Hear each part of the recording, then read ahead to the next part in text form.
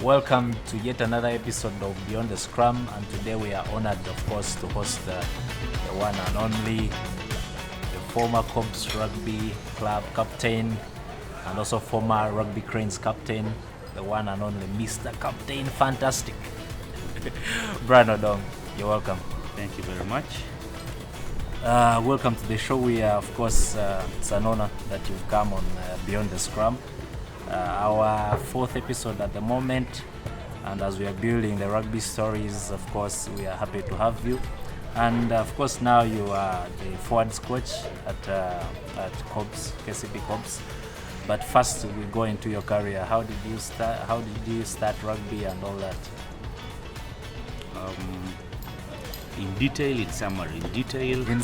In summary. How did you join? How did you come to play this lovely sport? How did I come to play this sport? I started in 2001. Yes. Before that, I don't think I had any idea about rugby. Like, I knew that there's a sport, that rugby existed as a sport. Of course, through the various adverts that would be on TV on SuperSport. Yes. I think at that time it was 5 nations, became 6 nations probably after adding Italy. So you'd see those adverts on TV for the 5 nations tournaments. Yeah. Not World Cup. I think the World Cup before that was 1999, and I think at that time I really didn't have any love, or really I think I would not even pay attention to those adverts. But maybe around 2000 there, I think I recall adverts of rugby. But yeah, in 2001 in my Form 1 at SMAC, there are guys who are playing rugby, there are guys who are playing football. Oh, don't be mistaken, I was much smaller, so I used to play football. Yes. Very, very tiny. So I used to play football. I got into rugby after a game in our first term. Could be actually, I think it was second term. Yes. At the time, schools league used to be played, I think, first term and second term, if I'm not mistaken. Yes. So it was it was Makerere College and SMAC at SMAC. And first I didn't know my brother used to play rugby. So Stephen Ogwete. So Form 1, you're always around the coaster or bus when it arrives, like you. Yeah. Everything is new to you. So we were outside, we were there in the Makerere College coaster, like waiting to see the people coming out. Then I get shocked. I see my brother coming out. So I'm Stephen.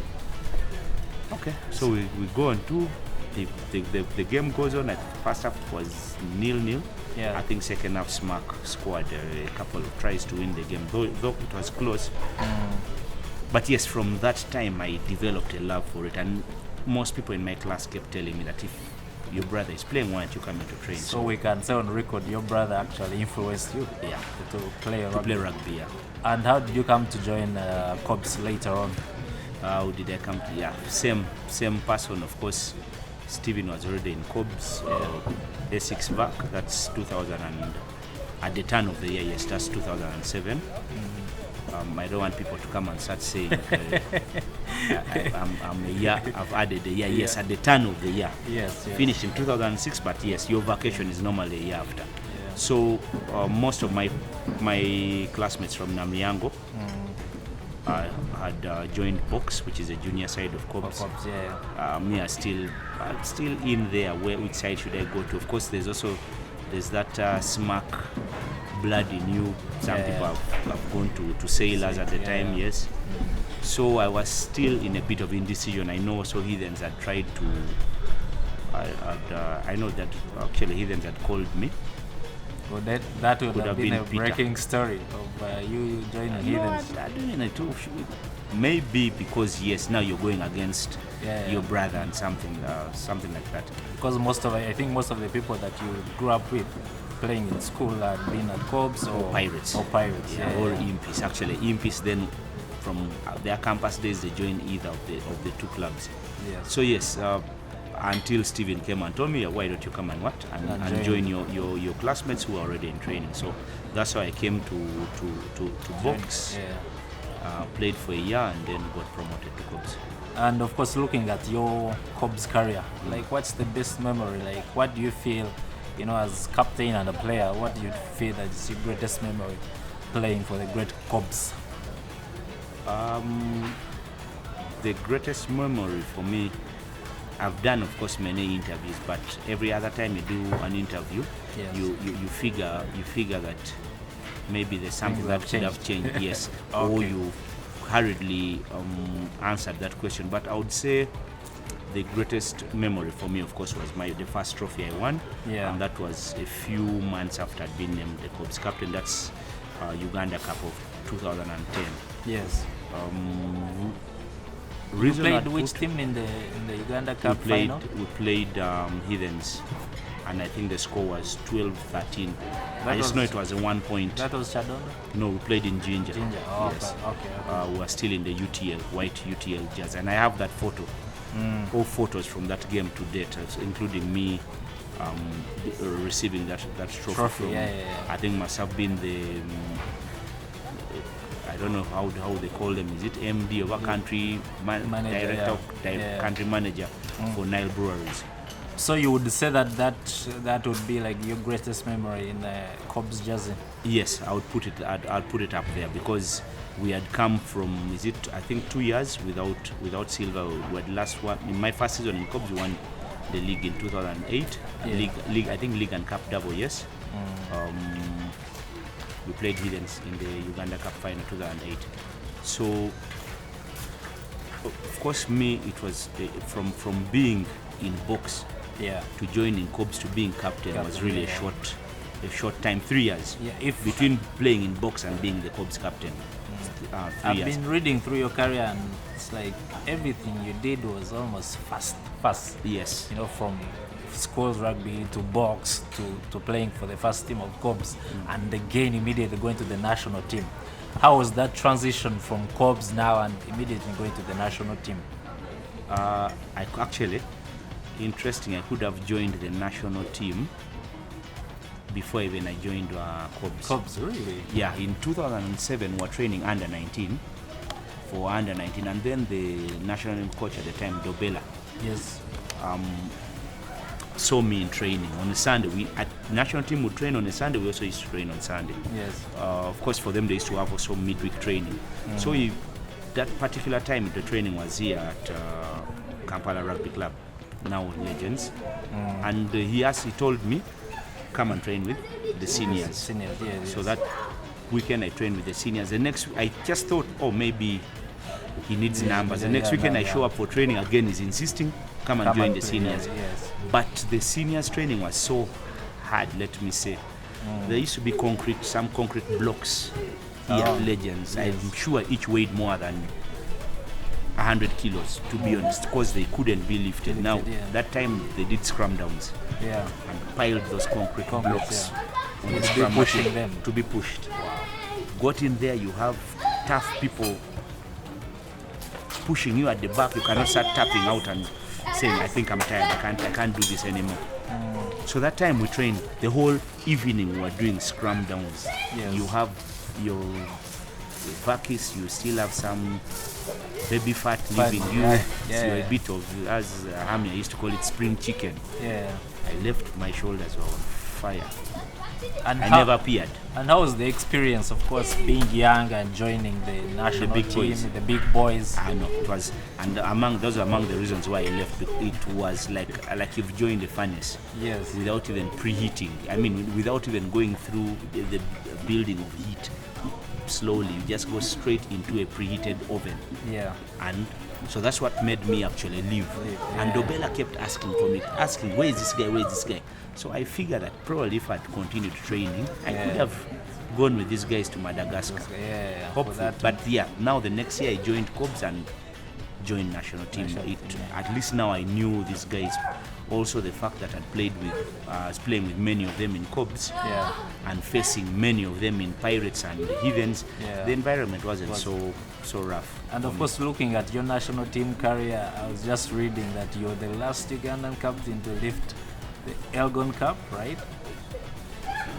Yeah, Who's the last Ugandan captain to lift the Elgon Cup? That was when the one 2015, 2015, yeah. the one which of course will forever surely hurt is that draw at Ngong Road where we got a last minute. That was 2017. 2017, yes. I watched that game in Nairobi. Yeah. Actually, Marvin Odongo got an injury. No, in that Marvin game. got an injury in the next year, Then 2018. those guys equalized in the last, minute, play. which was like almost a penalty try. Penalty try, yes. To equal the scores to Yes, 33. 32. Yeah. For them to win the Win Elgon it, Cup. yeah. I know it So was. that one, every time you talk about the games with Kenya, that one always, that one really hurts. It's actually personal. It's actually one of the best games I've watched like live. I remember Michael Okos Yes, scoring or the try, we're backing try from Ivan. Ivan Magom. Yes, Ivan made a dazzling run, and we were in the stands. We just was a good game. went crazy.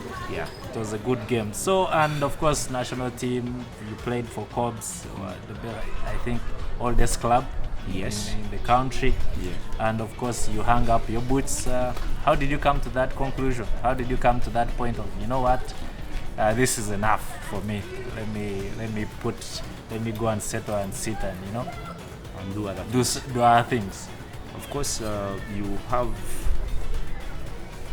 We have to accept that yes, for now it's an amateur sport. We, of course, but want to grow the game so that it's professional and someone can come and earn off rugby. But at the time, I got 2 injuries.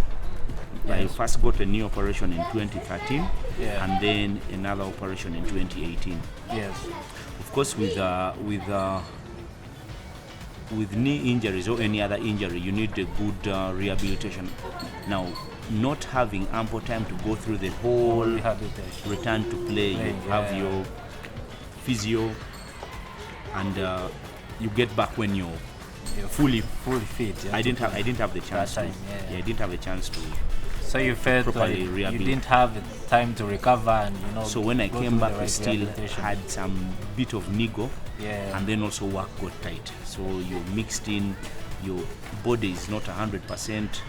Your body is not 100% okay. You have work. Yeah. So I decided that there are younger players who probably are in better shape. They are hungrier, Yeah. and also we can't neglect the fact that I'm not a young person. So how does the experience of being a player influence now you coaching the forwards?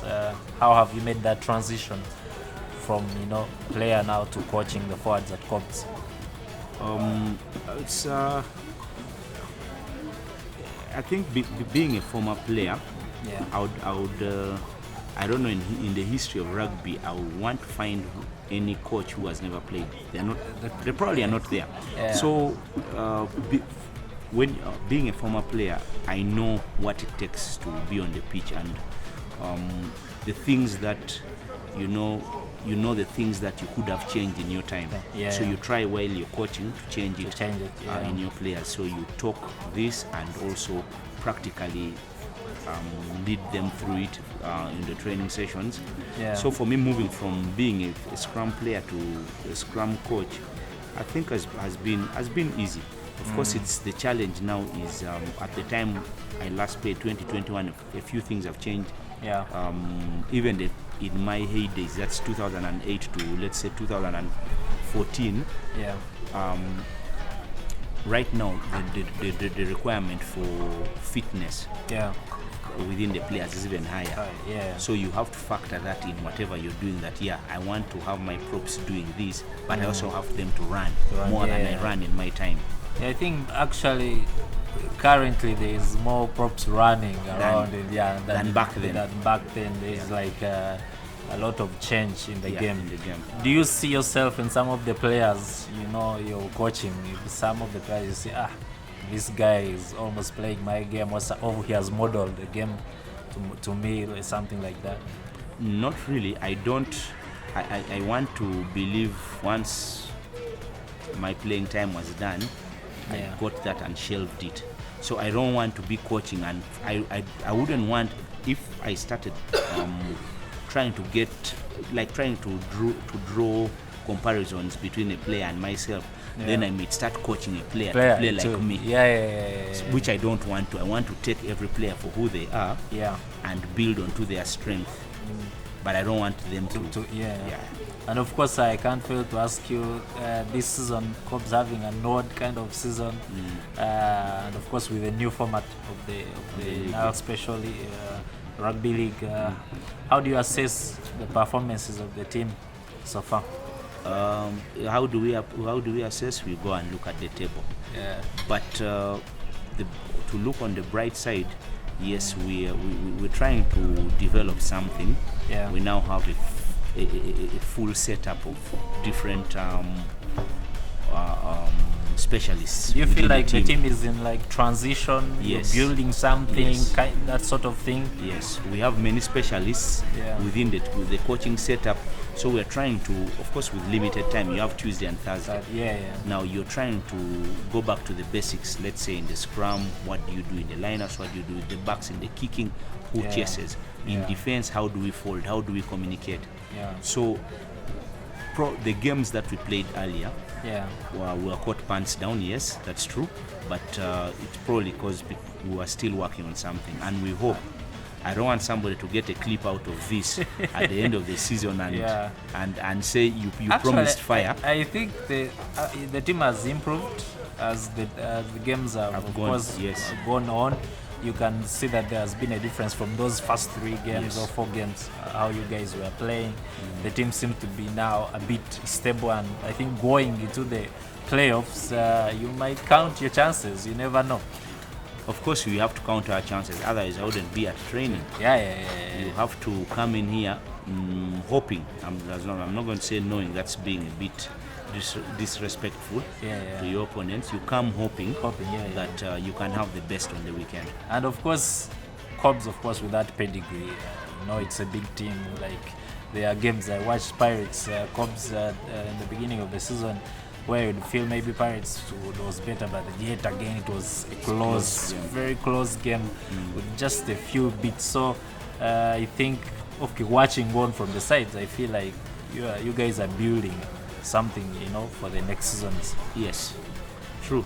And of course, as we almost come to the conclusion, I'm just going to ask you a few questions, of course, from your past playing days. It's like Q&A, this one. It's the easier part, let's say. Who's the best player? Who's that player you've played with and you feel like this is the best player I've had on my teams for both national team and for the club? That's a... that's a tight one. That's a tight one. Yes. I'll give who I've played with and I've had on national team. I can give. It's a very hard question. Pius Ogena. And what's the most entertaining game you've participated in for Kobs? For Kobs, the most memorable that you can remember. I think I answered that. But I would say for Kobs. Okay, that was as a captain. But for Kobs, it dates back to 2008. Kobs Edens at Chadondo, my second Kobs game. Was one hell of a game. I recovered after a month. Yes, I recovered from that game after a month. Okay, if you could create this one is if you could have like a super power that you would put into your game when you were playing for both national team and club, what would that be? Going to the gym. You never used to go to the gym? Really? Of course, anyway, you're prop, so you wouldn't want to lose muscle or something. No, when you go to the gym, you gain, and I probably wouldn't have injured my knee. I'm thinking because you'd have strength, the doctors will be able to advise on this, but I think I would not be getting. Did you have some pre-game rituals or something like you used to do before games when you were still playing? This one people might. I don't want to be like they are perverts who do certain things. I don't. So yes, of course, you have a pre-game ritual. You want your day to move in a certain way. When you wake up in the morning, you're now like it's like it's like a production line. Everything has to go according to your plan. You wake up, you know if it's a 2:30 game, I'm having breakfast at this time, and I'm having this breakfast. I'll shower just before I leave home, irrespective of course you'll have bathed in the morning, but now all the psych up would happen at that time because you have enough time to think about the game. Then I had songs I always played. I'm not going to answer the songs. Okay, what's like? But then it's not rap music, of course. You need something that brings the emotion. No, brings the emotion out of you. Really? So if you ask many rugby players, they will not tell you, but most listen to slow music. Slow music, really? Yes. I would feel like people are listening to hip hop, get pumped up for the game and all that. Hip hop music has nothing on your testosterone levels. Really? Okay. Do you have any favorite like rugby movie or documentary that you've watched that has inspired you in any kind of way? No. Rugby documentaries are. You're not watching. I know you never. I will never. Not even one episode. Actually, I even choose not to watch even the clips they release now. So that's why documentaries. Maybe the one of England winning 2003 World Cup. Oh, that's what I was actually going to ask you. Do you have like a soft spot for one of the international teams? Like are people saying now, I'm a box fan. England. Okay. Fair enough. Where do you think they are growing into the next? Do you think they are also building? Last World Cup was there for them. I mean, you can't say they are there. Boca won because of a scrum down. You had to say it was luck. No, there's no luck in sport, but with a country like England, they'll always in a rugby tournament. If we went on averages, England is probably might be number 3 in World Cup performances in history. Because they've had how many semi-finals? They've always been in the semi-finals and lost 3 finals. Yes, 3 finals. Yeah. If you could choose any famous person to join your rugby team, who would that be? Any famous person? Doesn't have to be a sports person. It can be a movie actor or something. Any famous person that you would want to be on your rugby team? Would they be good in rugby? Yeah. They don't have to know rugby. They don't have to know rugby. Are you asking me who my idol is? Any, it would do. Any would do. I don't have idols. Engineers. They never, unless I bring for you Discovery documentaries. But first, I'm not a movie person. So what once do you see do in me your spare time? What I do in my spare time is watch engineering documentaries to learn more about engineering stuff. But to get me watching a movie at home, in a year I might watch one movie at home. Okay, as we close this, what are your hopes for Kobs for the end of season? Hopes is to win. Yeah. The rugby championship. Yeah. And to retain our young players. Yeah. And also retain the older players. Who has impressed you the most on the current team? The current team, Trevor Minor and Benjamin Mwangi. Okay. BD, thank you for coming on BD. I thought you were asking me when my BD is. I was about to say in 2 weeks. Brian Odongo, thank you for coming on the show. We are so grateful and hope to see you once again. Thank you very much. Thank you very much.